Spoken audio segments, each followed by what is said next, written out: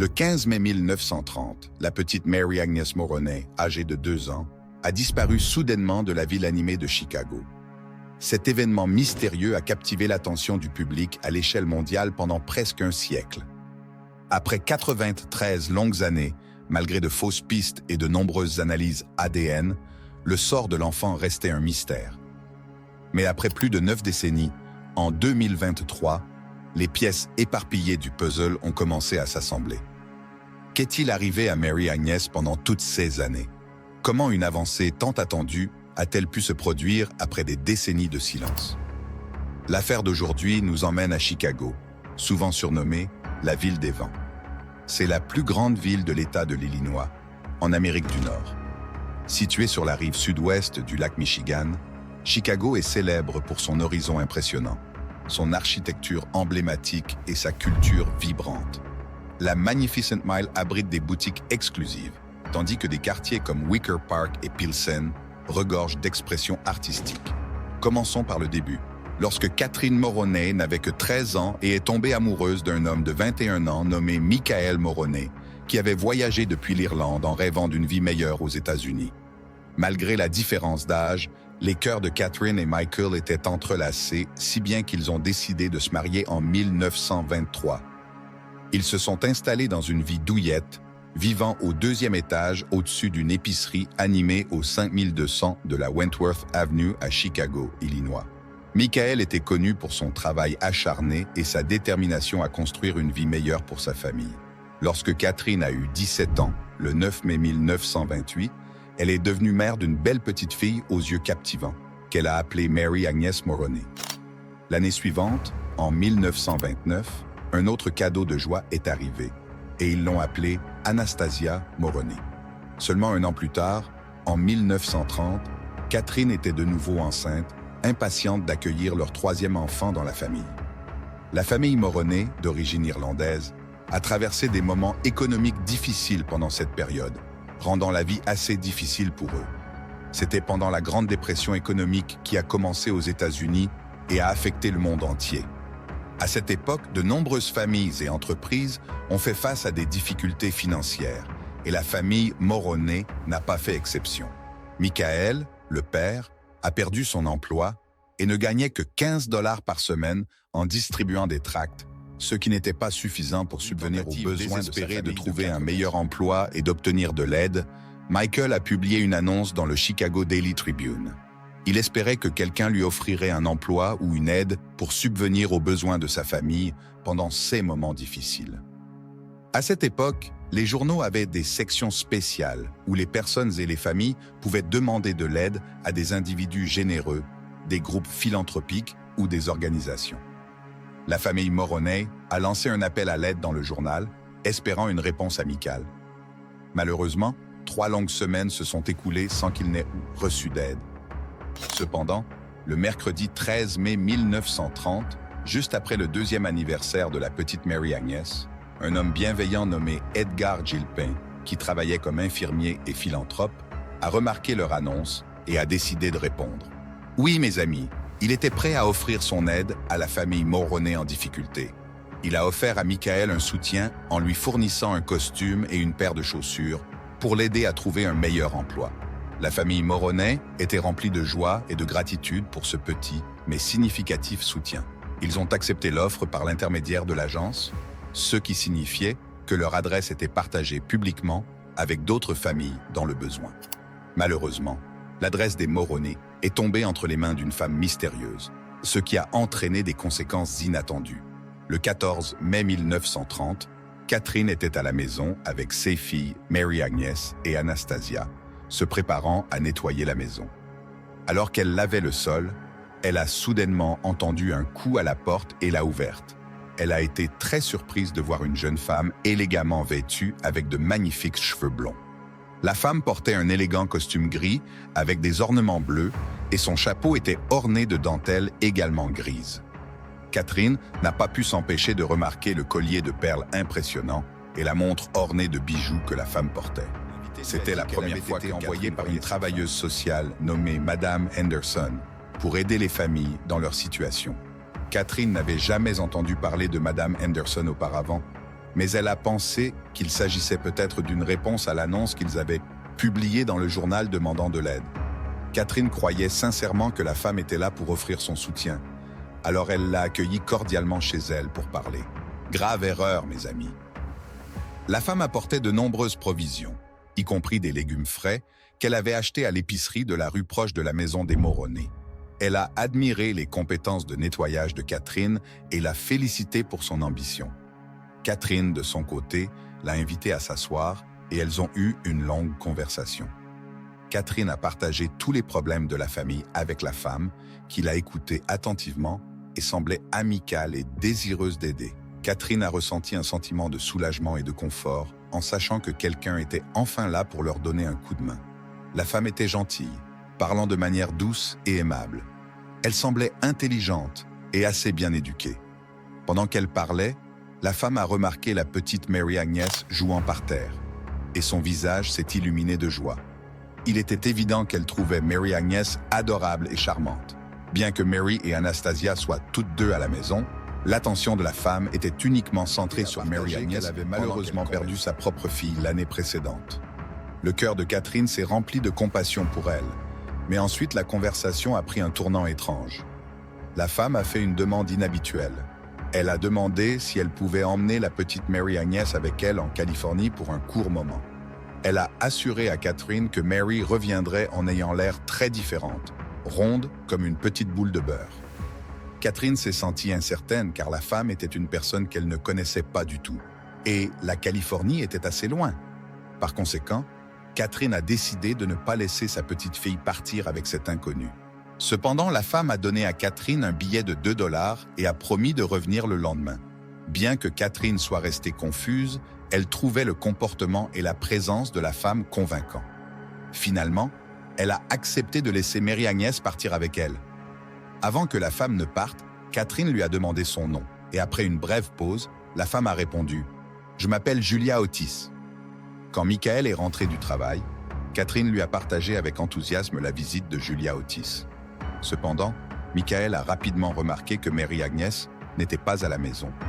Il a demandé à Catherine où était leur petite fille, et Catherine lui a dit qu'elle avait permis à Mary de partir avec Julia Otis en Californie. Michael s'est inquiété pour sa fille, mais ils ont décidé d'attendre et d'espérer que Mary Agnès reviendrait le lendemain. Cette nuit-là, la famille Moroney a apprécié un bon repas, quelque chose qu'ils n'avaient pas eu depuis longtemps. Le lendemain, le 15 mai 1930, Julia Otis est revenue avec Mary Agnès, et dès que Mary a vu sa mère, elle a couru vers elle et l'a serrée fort dans ses bras. Julia n'a pas seulement apporté plus de provisions pour la famille, mais aussi des nouvelles excitantes. Elle a révélé qu'elle avait réussi à trouver un meilleur emploi pour Michael. En plus de cette joie, elle portait un sac rempli de vêtements pour le prochain bébé. Catherine était ravie et sentait qu'ils recevaient enfin l'aide dont ils avaient besoin.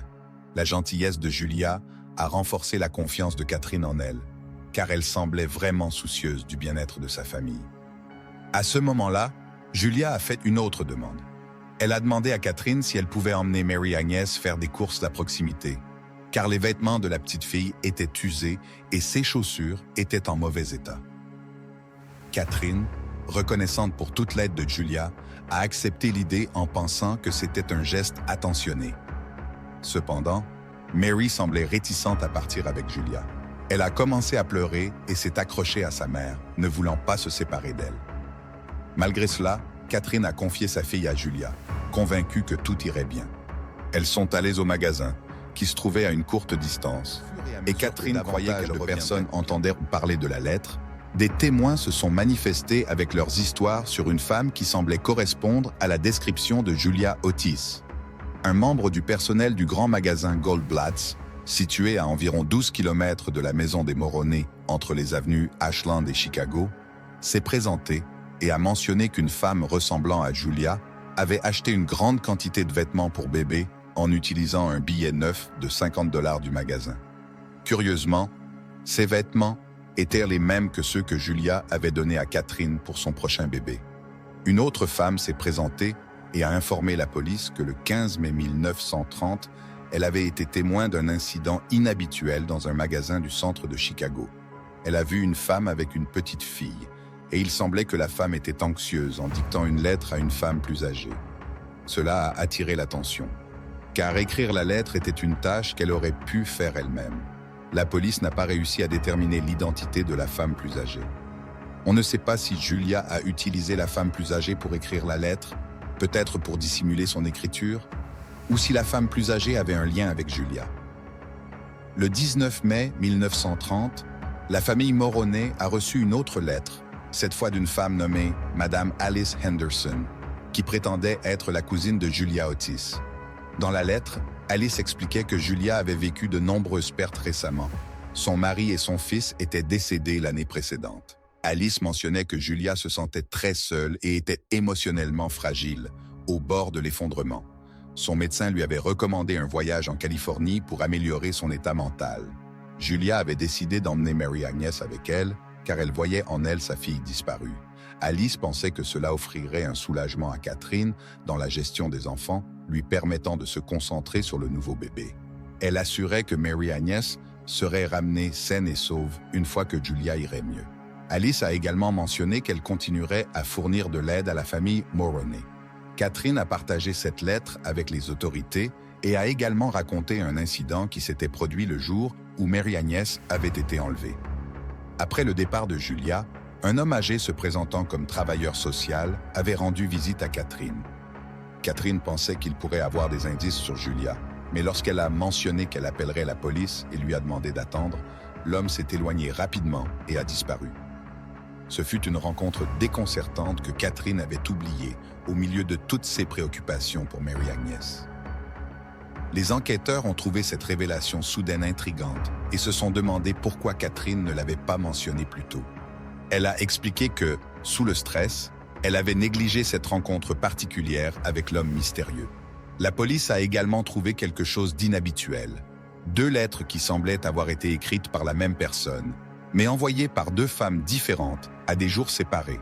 Cela a éveillé la curiosité de la police, qui a commencé à soupçonner que la famille Moroney pourrait cacher quelque chose de plus sérieux.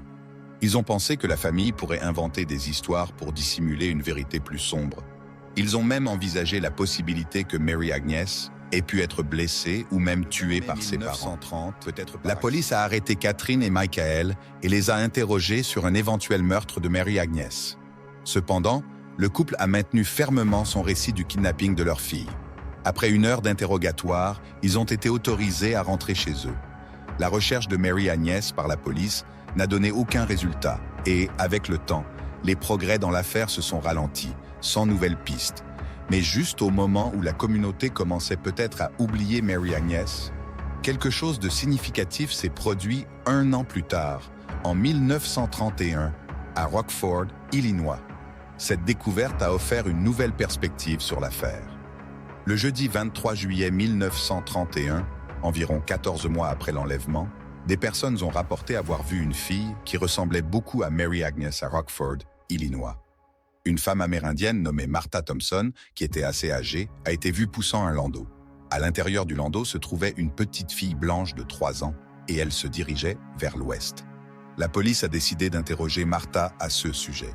Elle a expliqué qu'elle prévoyait de rejoindre un cirque. La petite fille paraissait en bonne santé et heureuse, ne semblant pas affectée par toute cette attention. Elle avait une peau bronzée, des cheveux blonds et des yeux bleus, exactement comme Mary Agnes. Martha a dit que la mère de l'enfant, une femme nommée Florence Fuller, l'avait abandonnée. Martha voulait prendre soin de l'enfant, mais les autorités ne le lui permettraient pas tant qu'elle n'aurait pas pu confirmer l'identité véritable de la fille. Les autorités ont contacté la famille Moroney pour confirmer si la petite fille était bien leur Mary Agnes disparue. Plein d'espoir, Michael et Catherine ont voyagé 14 km jusqu'à Rockford pour rencontrer la petite fille, espérant qu'elle puisse être leur chère fille. Mais lorsqu'ils ont vu la petite fille, Catherine a commencé à avoir des doutes. Elle a observé attentivement la petite fille, examinant ses dents et son corps, et quelque chose ne collait pas. Elle sentait que quelque chose manquait. Après une observation minutieuse, Catherine a conclu que cette petite fille n'était pas sa fille. Un facteur distinctif était que Mary Agnes avait une marque rouge sur son bras, mais la petite fille qu'ils ont rencontrée à Rockford n'avait pas cette marque. Cette différence a clairement montré qu'il ne s'agissait pas de leur fille. Cette nouvelle a de nouveau brisé le cœur de Michael et Catherine. Malgré une recherche intense, la police n'a pas pu retrouver Mary Agnes. Au fil des années, plusieurs journaux ont publié des histoires sur l'affaire dans l'espoir de découvrir de nouvelles pistes. Mais malheureusement, avec le temps, sans aucune nouvelle information, l'enquête a atteint un point mort et l'affaire est devenue froide depuis la disparition de Mary Agnes. Pendant ce temps, Michael et Catherine sont devenus les parents d'une grande famille avec 5 fils, portant les noms de Michael Jr., Patrick, George, Harold et William. Ils avaient également 2 filles nommées Anastasia et Catherine. Les médias partageaient occasionnellement des histoires sur Mary Agnes, en particulier lorsque d'autres enfants disparaissaient pour maintenir son nom dans l'attention du public. En 1952, une journaliste nommée Edna Wright du Chicago Daily News travaillait sur une histoire régulière concernant les personnes disparues dans la ville. En enquêtant, elle est tombée sur le dossier de la disparition de Mary Agnes. Après avoir lu le dossier, Edna a décidé de rencontrer la famille Moroney pour obtenir une photo récente de leurs enfants. Lorsqu'elle a regardé les photos, elle a remarqué quelque chose d'important. Tous les membres de la famille se ressemblaient. Cette similitude a attiré son attention. Edna a envoyé des copies des photos familiales à un journal en Californie, espérant trouver une femme qui ressemblerait aux enfants des Moroney. Cette femme aurait environ 24 ans à ce moment-là. Edna pensait que cette femme pourrait être Mary Agnes disparue. Le Oakland Tribune en Californie a publié l'histoire le 24 février 1952. À San Pablo, en Californie, un jeune mécanicien automobile nommé Everett McClelland a lu cette histoire et quelque chose a attiré son attention. Parmi les photos des 7 enfants, il n'a pas pu s'empêcher de se concentrer sur Anastasia. Il a commencé à se demander à quel point elle ressemblait à sa propre femme, Mary Beck McClelland. Curieusement, Mary Beck avait également 24 ans et avait grandi à Martinez, en Californie. À 16 ans, après s'être mariée, Mary Beck McClelland a reçu une révélation surprenante de la part d'un ami de la famille, qu'elle avait été adoptée. Malheureusement, son père était déjà décédé à ce moment-là. Elle s'est tournée vers sa mère, Nora Beck, pour lui poser des questions à ce sujet, mais sa mère a nié. Dans sa quête de réponse, ils ont examiné les registres du tribunal et ont découvert les documents d'adoption de Mary Beck. 6 documents montraient qu'elle avait été adoptée dans les années 1930, à peu près au même moment où Mary Agnes avait disparu. Cette découverte a amené Everett à penser que sa femme pourrait en fait être la disparue Mary Agnes.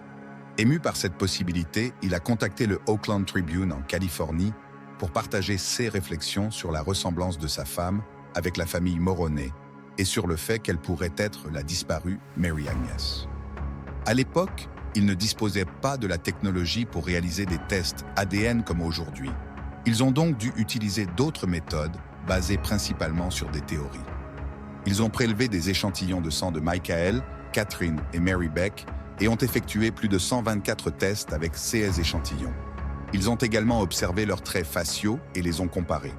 Ils ont même réalisé des modèles des dents de la famille Moroney et de celles de Mary Beck pour les comparer. Ils ont examiné de près leurs empreintes dentaires.